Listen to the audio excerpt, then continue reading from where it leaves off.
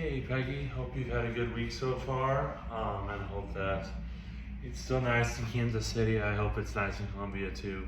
Like I said, it's just awesome that you get to have spring come a little bit early before it actually starts. But I think you're doing, or I think that the new position that I gave you on the balance was working, if I remember correctly. If you haven't responded, it's okay. I think he said you were doing okay with that, which is good. So I'm gonna have you leave that or go back to your balance drill from last week. But either way, we'll leave that, leave the warm up the same like we always do, and we'll get started with our workout. All right. So, and this goes, I know I say this all the time, but if you need something changed, just let me know and I'll fix it for you. Okay? So, nope, it's all right. She isn't here. You can keep going. Okay. Just grab them out. What I'm gonna have us start off with in our exercise routine is we are gonna start off with some lunges. Okay? So body weight, and this is something that you probably heard lunges all the time. It's something that kind of gets breezed over, like it's just, oh, this is easy. But it's actually pretty hard, and so I want to run you through the proper technique. So you'll find a lawn space. It doesn't need to be super long, but enough to at least get a couple steps going down and then back. But I'm going to run you through a walking lunge. Okay? So whatever leg you start with is going to come out in front of you, and you are going to take a step forward, load your leg. You're going to go down into your split squat. You're going to then feel the tension on this leg. You're going to use this leg to propel yourself onto the next, and then onto the next. Okay? So it's not super fast, and just like we talk about when we do our step ups and our split squats, the leg that's coming forward is the leg that has the tension in it, and it's the driver of the other leg. All right, so one more time, you'll take a step forward, you'll go down, you'll load up that leg, you'll come forward, and then propel yourself on to the next step. So step, and then propel yourself forward onto the next. Okay? So you will do 10 to 12 lunges. So if it's like 5 steps going back, 5 steps coming back, 5 steps going down, 5 steps going back, that's how you'll count. Left will be 1, right will be 2. Okay?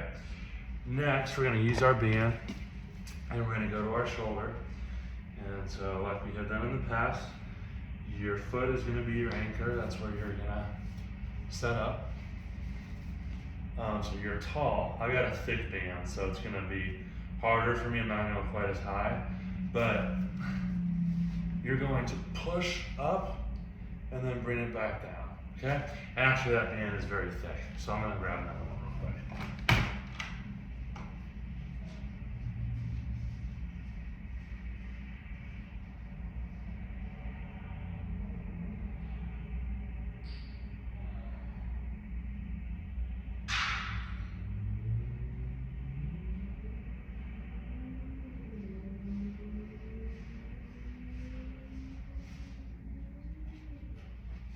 Okay, so got a better band.